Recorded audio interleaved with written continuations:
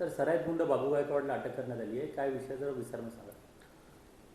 Hill line आणि Shivajinagar police station अंतर्गत काही गुन्ह्यांमध्ये वॉन्टेड असलेला प्रमुख आरोपी जो आहे बाबू गायकवाड, त्याला हिल लाईन पोलीस स्टेशनच्या तपास पथकाने आज सकाळी मोठ्या शिताफीने अटक केलेली आहे.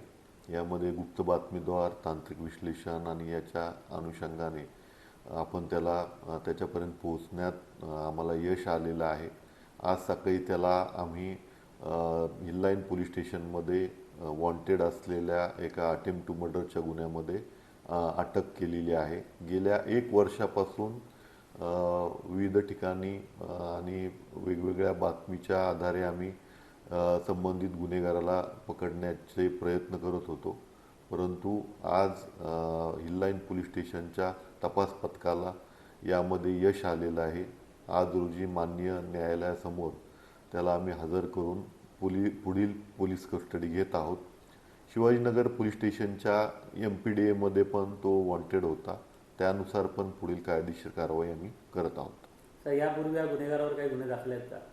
यापूर्वी वेगवेगळ्या पोलीस स्टेशन अंतर्गत त्याच्यावरती 16 गुन्हे दाखल आहेत आणि त्यापैकी एका गुन्ह्यात तो वॉन्टेड होता आणि MPDAमध्ये पण तो वॉन्टेड होता.